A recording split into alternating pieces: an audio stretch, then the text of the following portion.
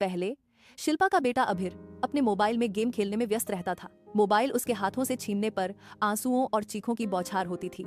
यह डिजिटल लत का एक जाना पहचाना दृश्य था। शिल्पा असहाय महसूस कर रही थी। वह उस डोपामाइन लूप में फंसी थी जिसने उसके बच्चे को कैद कर रखा था।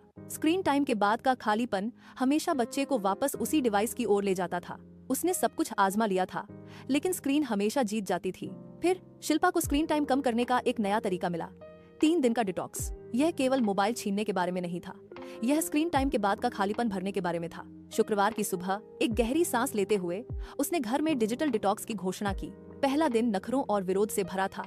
अभिर इधर उधर टहल रहा था और बस 5 मिनट के लिए मोबाइल की मांग कर रहा था। शिल्पा ने सिर्फ ना नहीं कहा, इसके बजाय उसने बात का रुख मोड़ते हुए अभिर को आटा गूंथने में मदद करने के लिए कहा। फिर उसे एक मजेदार कहानी में उलझा लिया। धीरे धीरे विरोध प्रदर्शन धीमे पड़ गए। दूसरे दिन एक आश्चर्यजनक बदलाव आया। शुरुआती प्रतिरोध कम हो गया, जिसकी जगह एक बेचैन करने वाली बोरियत ने ले ली। शिल्पा ने उसे चित्र बनाने, ब्लॉक से निर्माण करने में उलझा लिया। अपने साथ कपड़े ठीक करने के लिए अभिर को प्रोत्साहित किया। तीसरे दिन रविवार तक एक चमत्कार हुआ। अभिर ने बिना किसी के कहे एक विस्तृत किला बनाना शुरू कर दिया।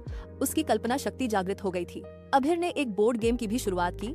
अब उसकी आंखें वास्तविक जुड़ाव से चमक रही थीं। 3 दिन के डिजिटल डिटॉक्स ने उनके परिवार को बदल दिया। शिल्पा को समझ आया कि बोरियत कल्पना की जन्मस्थली है। स्क्रीन अब दुश्मन नहीं रही, वह बस उस जीवंत दुनिया की तुलना में कम दिलचस्प हो गई। निरंतर छोटे बदलाव स्क्रीन एडिक्शन के चक्र को तोड़ सकते हैं।